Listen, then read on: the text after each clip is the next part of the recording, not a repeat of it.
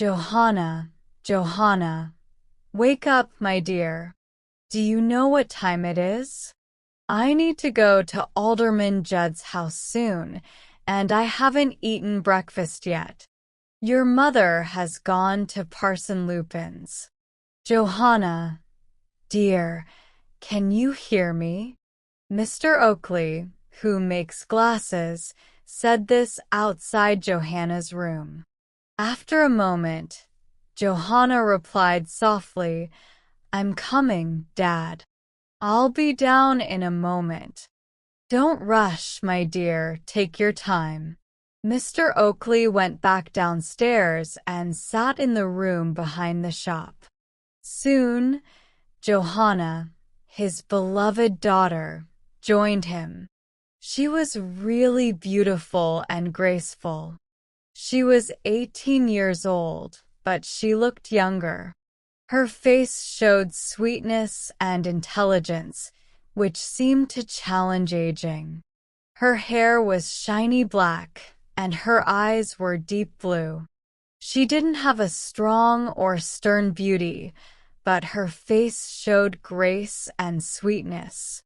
You could look at her face all day, like reading a fascinating book that makes you feel happy and thoughtful.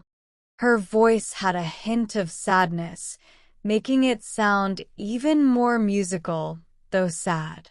It seemed to show that deep down in her heart, there was some sorrow or unspoken grief. Maybe there was a dream she had that seemed impossible to achieve, or a memory of past happiness that turned into sadness. It was like a cloud covering the sunny sky, casting a shadow, but still letting some brightness shine through, though the sadness was still there. I made you wait, Dad, she said, hugging her father. Don't worry, dear. Your mother is busy with Mr. Lupin's prayer meeting today, so I haven't had breakfast. I think I should fire Sam. Why, Dad? What did he do? Nothing, and that's the problem. I had to close the shop myself because he said he couldn't do it as his aunt had a toothache. That's a bad excuse, Dad, Johanna said as she prepared breakfast. He'll be gone today. His month is over. But your mom might give me trouble because his aunt is in Mr. Lupin's group. But mark my words, it's August 20th. It is August 20th, Johanna said, sitting down and crying. I tried to control it, but I couldn't, Dad. I knew Mom was out, and I should be with you. I prayed for strength because it's August 20th. Johanna spoke through tears, burying her face in her hands. Mr. Oakley looked shocked and worried, staring at his daughter, who was crying like a child, as if he just woke from a dream. Oh, Johanna, he said, what's wrong? Tell me, my dear, unless you want to make me sad. I'll tell you, Dad, she said. I didn't plan to say anything, but I thought I could keep my sadness to myself. But it's too hard, and I had to tell you. If you didn't look at me so kindly, if I didn't know you loved me, I could keep it a secret. But I can't. My dear, the old man said, you're right. I love you. What would I do without you? Your mother used to make me happy, but lately, with Mr. Lupin and her activities, I hardly see her, and when I do, it's not satisfying. Tell me, my dear, what's bothering you, and I'll fix it. I didn't join the city train bands for nothing.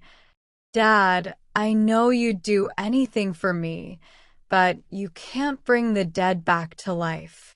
If today passes and I don't see or hear from him, I know he hasn't found a home for me like he promised.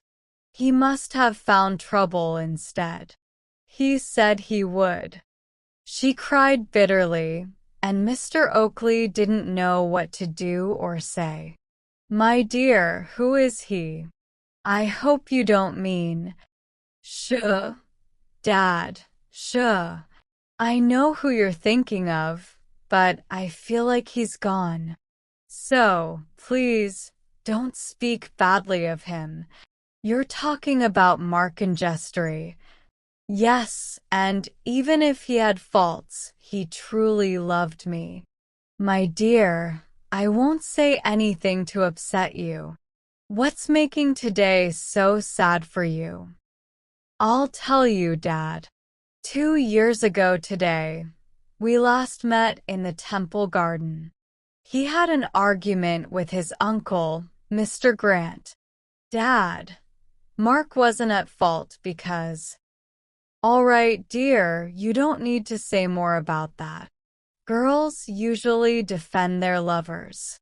But there are different ways to tell a story." "Yes, but why did Mr. Grant want him to study something he hated?" "My dear, if Mark truly loved you and wanted to marry you, he should have been willing to do something he didn't like to provide for both of you."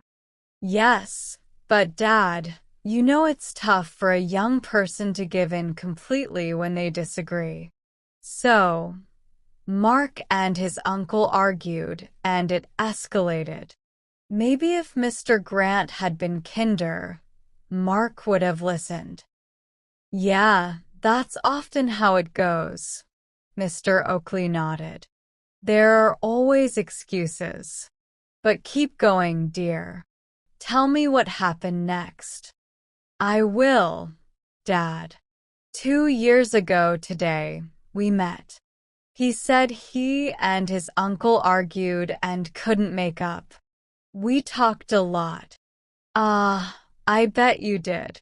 And then he said he had to go find his luck, the luck he wanted to share with me.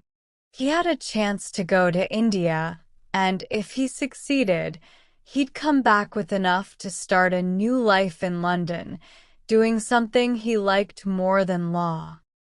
"Ah, interesting. What did he say after that?" "He told me he loved me." "And you believed him?"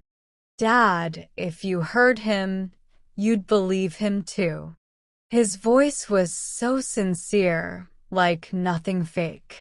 Sometimes you just know when someone's telling the truth, and that's how it felt when Mark spoke to me. "So you think it's easy for a young man who isn't doing well at home to go somewhere else and get rich? Is being lazy rewarded in other countries?" "You're being too hard on him, Dad. You don't really know him. I don't want to judge anyone harshly.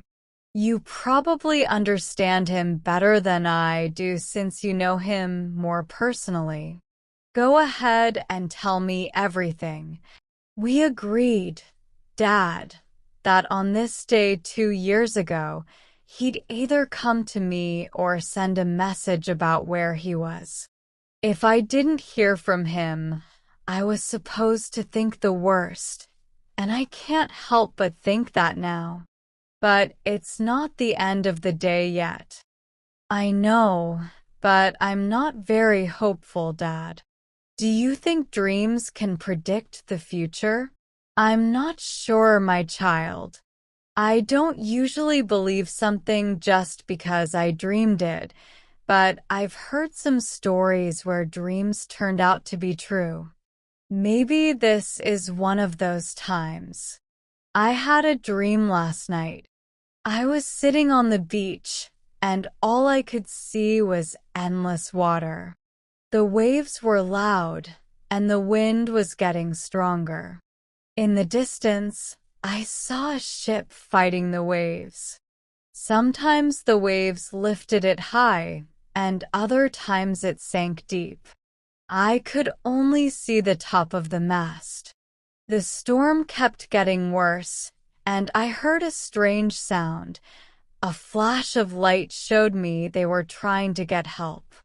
Father, I knew Mark and Jestry was on that ship. My heart told me, but I couldn't do anything to help.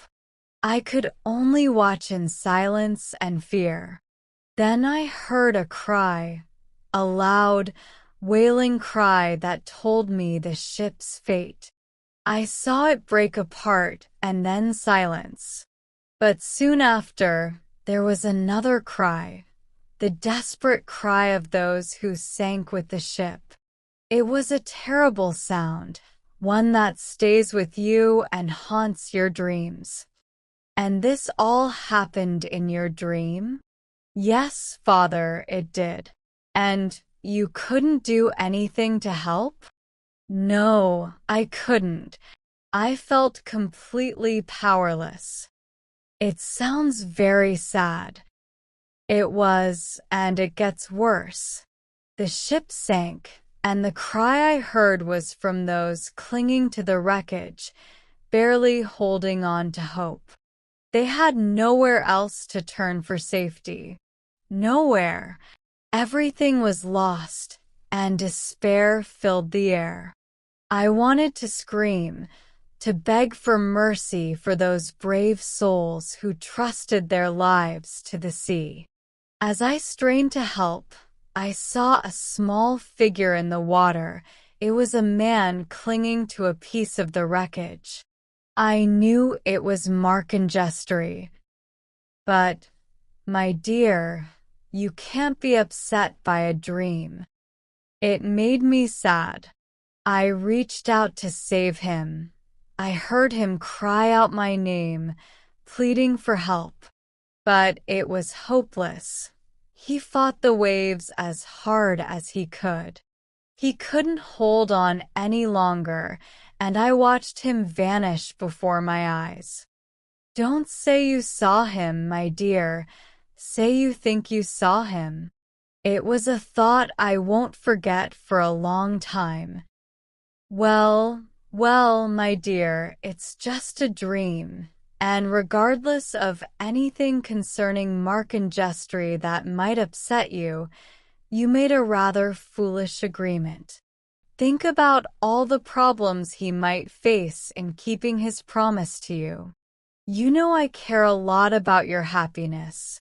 If Mark had been a good and hard-working man, I wouldn't have objected to your relationship. But believe me, Johanna, a young man who spends money easily but can't earn any is not the best choice for a husband, and that was Mark and Jestry. But let's keep this between us. We won't tell your mother. If you can tell me where and how he left England, I'll try to find out what happened to him, despite my concerns. I don't know anything else, Father. We said goodbye and never saw each other again. All right, Johanna, stop crying. As I go to Alderman Judd's, I'll think about it. Maybe things aren't as bad as they seem. Mark is a decent-looking lad, and he's probably smart if he puts his mind to it. But if he's wandering around aimlessly, you're better off without him. And as for him being dead, don't jump to conclusions. These types of guys have a way of popping back up somehow, like a bad penny. The spectacle maker's kind tone offered more comfort than his words. Johanna was glad she told her father about Mark and Jestry. Now she had someone to talk to about him without hiding her feelings. After her father left, she felt better, like some of the fear from her dream had disappeared. She sat quietly for a while, lost in thought, until Sam, the shop boy, came into the room and said, "Miss Johanna, what if I go to the docks and try to find Mr. Mark and Jestry for you? I overheard everything, and if I find him, I'll sort him out." "What do you mean?" Johanna asked. "I mean, I won't stand for it. Didn't I tell you more than 3 weeks ago that you're the one I'm fond of? Didn't I say that when my aunt passed away, I'd inherit the soap and candle business and make you my wife?" Johanna didn't say anything back. She just got up and left the room. Her heart was too full of sadness and worry to laugh at Sam's affectionate words like she usually did. So, Sam was left to think about his feelings all alone. Darn it, he muttered when he went back to the shop. "I always thought there was some other guy, and now I know it. I'm so mad I could tear my hair out for ever agreeing to work here. Curse him. I hope he's at the bottom of the sea, eaten up by now. Oh, I'd love to smash everything. If I had my way, I'd just march right into society and show them what's what, and they'd all go down." In his anger, Mr. Sam accidentally knocked over a display of spectacles, causing them to crash loudly. This wasn't part of his plan to show society what's what, and he knew Mr. Oakley wouldn't be happy about it. "I've really done it this time," he muttered. "But no worries. I'll try my old trick whenever I break something. I'll blame it on old Oakley. He's so gullible. You can make him believe anything. Remember this morning when he believed I couldn't work because I said my aunt had a toothache? That was a good one. But I'll get back at that guy who took Johanna away from me. I'll show him what a broken heart can do. He won't live long enough to need a pair of spectacles. Mark my words. My name's Sam Bolt, after all."